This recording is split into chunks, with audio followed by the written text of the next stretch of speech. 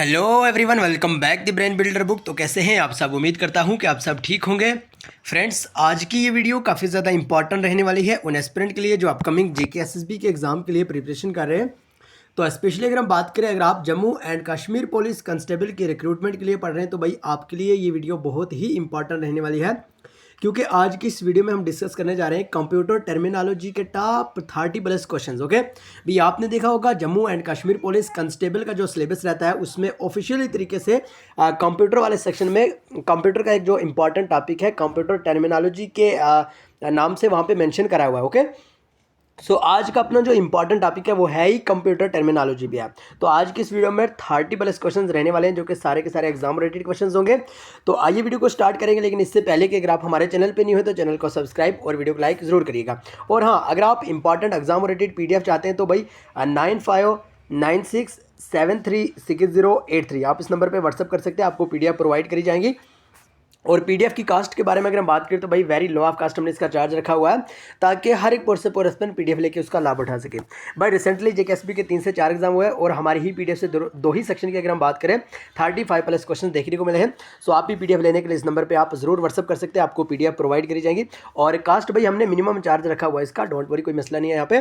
तो बहरहाल अगर आप डेली के फ्री वाले इंपॉर्टेंट क्विजेस ज्वाइन करना चाहते हैं तो टेलीग्राम चैनल की लिंक हमने डिस्क्रिप्शन में दे दिया है। आप वहाँ से टेलीग्राम चैनल को डाउनलोड करके टेलीग्राम चैनल पे हमारे टेलीग्राम चैनल को वहाँ से ज्वाइन कर सकते हैं और आपको फ्री ऑफ कॉस्ट में डेली के इंपॉर्टेंट एग्जाम रिलेटेड क्विजेस मिल जाएंगे। ओके और हाँ, अगर आप व्हाट्सएप ग्रुप को ज्वाइन करना चाहते हैं तो डिस्क्रिप्शन में ही हमने लिंक भेज दिया है, आप वहाँ से उसको भी ज्वाइन कर लीजिए। ओके वहाँ पे डेली के जॉब्स के रिलेटेड अपडेट और सारे के सारे इंपॉर्टेंट पॉजिटिव पॉइंट्स वहाँ पे आपको मिलते रहेंगे। ओके तो बहरहाल मेरा नाम है अब्दुल करीम रूहानी। ओके आप सब बहुत सारे मैसेज करते रहते थे, सर आपका नाम क्या है? तो भाई हमारा नाम है अब्दुल करीम रूहानी। ओके ज़रूर ध्यान में रखिएगा। बहरहाल छोड़िए क्वेश्चन नंबर अगर हम 1 की बात करें, who is the developer of computer? भाई कंप्यूटर के डेवलपर किन्हें माना गया है? ठीक है, Dennis Ritchie, James Gosling, Charles Babbage या नन ऑफ दिस। सो अगर आपको भी करेक्ट आंसर आता हो तो आप भी कमेंट बॉक्स में जरूर बताते रहें, साथ साथ में आप भी आंसर देते रहें। और हाँ, वीडियो के एंड पे आप अपना टोटल स्कोर जरूर दीजिएगा, यानी आज की इस वीडियो में से, आज के सेशन में से, आज के इस लेक्चर में से आपने टोटल कितने क्वेश्चन सही करे कमेंट बॉक्स में जरूर बताएगा। तो भाई जल्दी से बताएगा पहले क्वेश्चन का आंसर, कंप्यूटर के डेवलपर किन्हें माना जाता है? सो यहाँ पे करेक्ट आंसर हो जाएगा चार्ल्स बेबेज, यानी ऑप्शन सी यहाँ पे सही आंसर हो जाएगा। भाई चार्ल्स बेबेज को ही कंप्यूटर के डेवलपर माना जाता है और फादर ऑफ कंप्यूटर भी भाई चार्ल्स बेबेज ही को माना जाता है। ओके फादर ऑफ कंप्यूटर भी चार्ल्स बेबेज ही है, ये आपको ध्यान में रखना होगा। बड़े बेसिक से क्वेश्चन लगते हैं आपको, लेकिन एग्जाम में काफ़ी बार इसी टाइप के क्वेश्चन पूछ ले जाते हैं जो बेसिक्स से होते हैं, इजी से होते हैं। Okay question number 2, the smallest unit of data in computer is. भाई अगर हम कंप्यूटर की बात करें तो कंप्यूटर डेटा की बात करें, भाई सबसे छोटा जो स्मॉलेस्ट डेटा होता है वो कौन सा होता है? बिट, निबल्स, किलोबाइट या बाइट? सो जल्दी से करेक्ट आंसर देने की कोशिश करें। अगर आपको भी सही आंसर आता हो तो कमेंट बॉक्स में आप भी साथ साथ लिखते रहें और वीडियो को लाइक जरूर करिए। तो अगर हम स्मॉलेस्ट यूनिट की बात करें ना, स्मॉलेस्ट यूनिट ऑफ डेटा की बात करें तो भाई ऑप्शन है यानी बिट ही रहता है। भाई सबसे पहले नंबर पे भाई बिट ही आता है, ये आपको ध्यान में रखना होगा। Okay question number 3, in computer system 1 nibble equal to. भाई आपसे इस क्वेश्चन से पूछा गया है कंप्यूटर सिस्टम में 1 निबल किसके बराबर होता है? क्या 1 बिट के बराबर होता है, 8 बाइट्स के बराबर होता है, 4 बिट के या 1 KB के? सो जल्दी से करेक्ट आंसर देने की कोशिश करें। यहाँ पे सही आंसर हो जाएगा भाई ऑप्शन सी, यानी 4 बिट्स। ज़रूर ध्यान में रखिएगा, 1 निबल इज इक्वल टू भाई कितना हो जाएगा? 4 बिट्स। ओके यानी 1 निबल 4 बिट्स के बराबर होता है। और इस टाइप के क्वेश्चंस पूछे गए हैं, हमने प्रीवियस ईयर पेपर को देखा है, उसका एनालिसिस करा है, उसको खंगाला है और बहुत सारे सोर्सेज से हमने ये क्वेश्चंस लाए। सो उसके बाद आपके लिए ये PDF लेके आते हैं, एवं कहीं से उठा के ये क्वेश्चंस हम नहीं लाते। ओके बहरहाल question number 4, 1 byte equal to. भाई अगर हम 1 बाइट की बात करें ना, 1 बाइट की बात करें तो 1 बाइट किसके बराबर होता है? 8 बिट्स के, 1 निबल के, 4 बिट्स के या none of this? So correct answer यहाँ पे हो जाएगा ऑप्शन ए, यानी 8 बिट्स। जरूर ध्यान में रखिएगा, 1 बाइट की अगर हम बात करें, ठीक है, 1 बाइट होता है भाई 8 बिट्स के बराबर। ठीक है, 8 बिट्स के बराबर 1 बाइट होता है, जो कि आपको ध्यान में रखना होगा। आइए next question, question number 5, very very important question. ADASH is an electronic device that process data and convert it into information. Okay so जल्दी से बताइए correct answer, computer, processor, case या स्टाइलस? सो करेक्ट आंसर यहाँ पे हो जाएगा option A, यानी computer. एक कंप्यूटर एक ऐसी इलेक्ट्रॉनिक डिवाइस होती है भाई जो प्रोसेस करती है डेटा को और उसको कन्वर्ट करती है इंफॉर्मेशन में। ओके उसी को हम कंप्यूटर कहते हैं, ये एक ऐसी डिवाइस होती है। ओके बहरहाल क्वेश्चन नंबर 6, जितना भी हो सके जल्दी हम सारे के सारे क्वेश्चंस यहाँ पे क्लियर करवाएंगे, क्योंकि आपने देखा होगा अब तो हमारी डेली की यानी 3 से 4 वीडियोस अपलोड हो रही है। क्यों भाई, आपका जो एग्ज़ाम है बिल्कुल सर पे है, यानी आप यूँ कह सकते हैं कि भाई दिन रात आप मेहनत करने के बाद ही आपको ये फल मिलने वाला है। अगर आप बड़ी सुस्ती करोगे, काहिल इंसान बन जाओगे, तो भाई ये एग्ज़ाम आप क्रैक नहीं कर पाते। क्यों? क्योंकि टाइम तो कम ही बचा है और डेली कंटिन्यू पढ़ेंगे, कंसिस्टेंसी के साथ पढ़ेंगे तो ही जाके आपका एग्ज़ाम क्रैक होगा। बहरहाल कंटिन्यू हमारी तरफ से तो आपको हेल्प मिल ही रही है और आप भी एकदम कंसिस्टेंसी के साथ प्रिपरेशन करते रहे। ओके, बहरहाल question number 6, data going to computer is called. भाई कंप्यूटर में जो डेटा जाता है ना, उसको हम क्या कहते हैं? उसको हम ऑपरेट कहते हैं, एल्गोरिथम या इनपुट या कैलकुलेशन।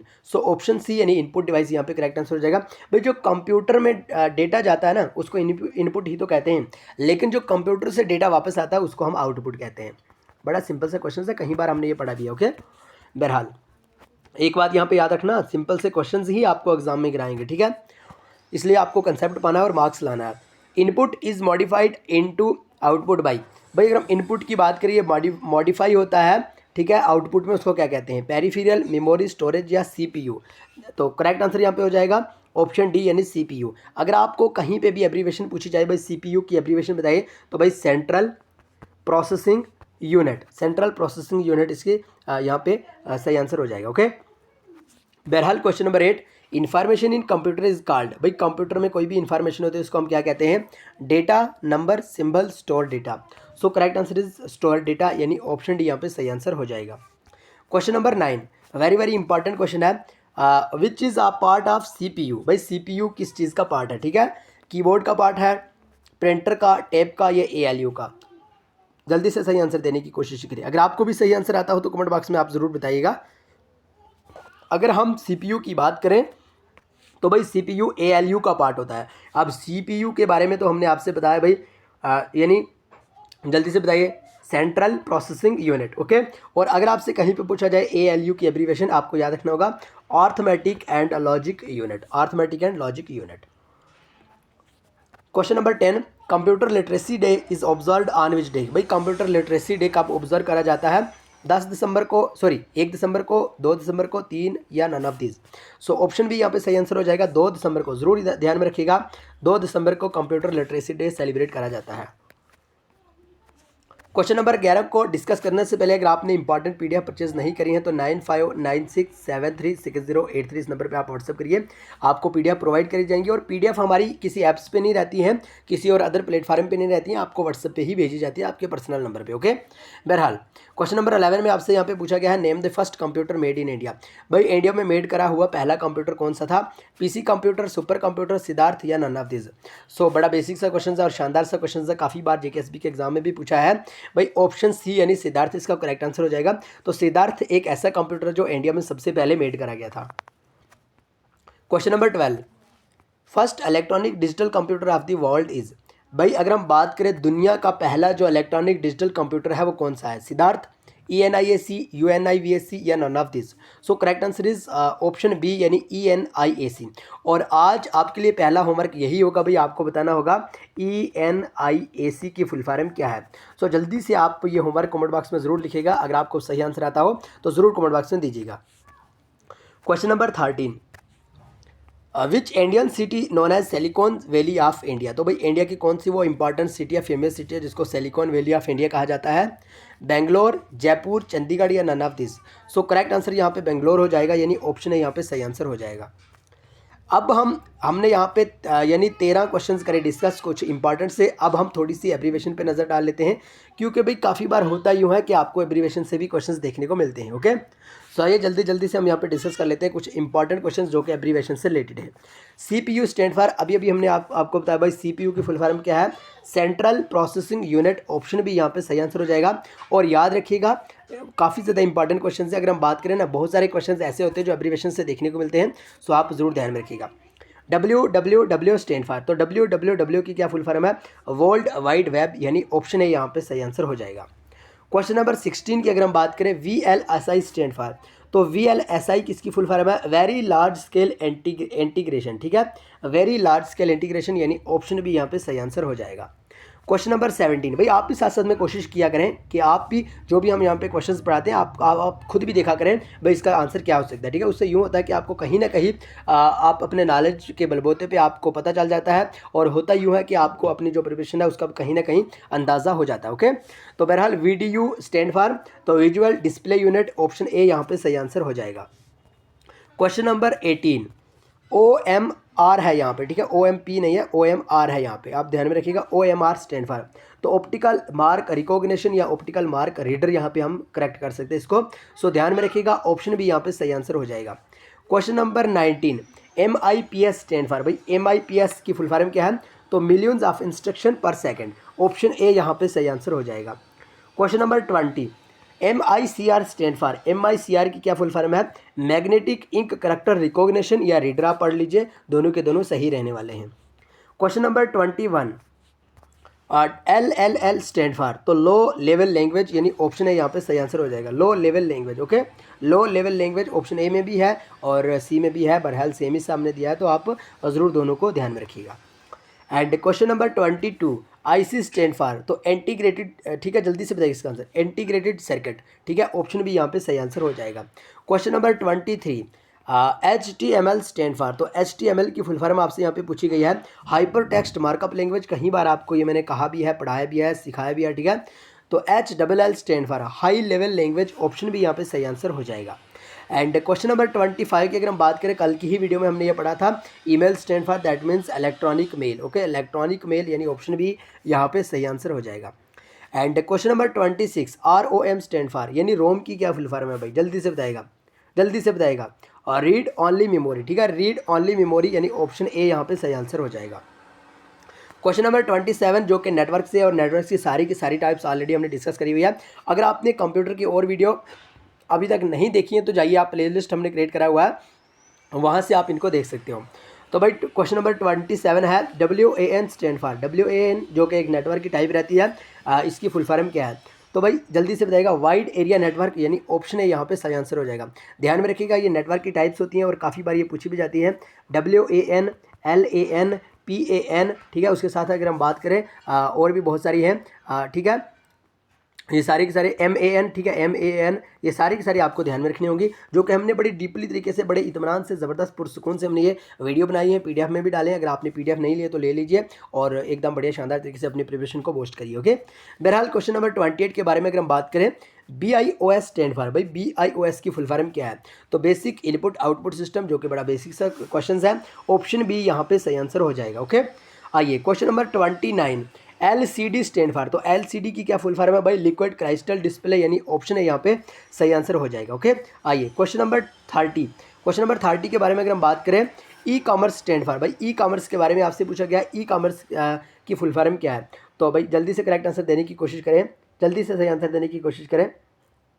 देखिए ये आपके लिए आज का दूसरा होमवर्क रहने वाला है, ठीक है, जल्दी से बताइएगा कमेंट बॉक्स में E-कॉमर्स की क्या फुल फॉर्म है। ओके, बहरहाल question number 31 very very important question है, यहाँ से एग्जाम में देखने के चांस है, और ये क्वेश्चन काफ़ी बार पूछा भी गया, मोडियम काफ़ी इंपॉर्टेंट है, तो जल्दी से बताइएगा मोडियम की क्या फुल फॉर्म है। Modem stand for modulation, modulation, demodulation, modern demo, both and B या नन ऑफ दिस, तो भाई मॉड्यूलेशन डिमॉड्यूलेशन इसकी फुल फॉर्म है, ऑप्शन है यहाँ पे सही आंसर हो जाएगा। ठीक है, और कहीं बार ये लिखा होता है मॉड्यूलेटर डिमॉड्यूलेटर, ये भी करेक्ट आंसर है। मॉड्यूलेटर डिमॉड्यूलेटर भी होता है और मॉड्यूलेशन डिमॉड्यूलेशन भी, दोनों के दोनों आप करेक्ट कर सकते हैं, और एक साथ दोनों आपको कहीं पे भी नहीं मिलेंगे।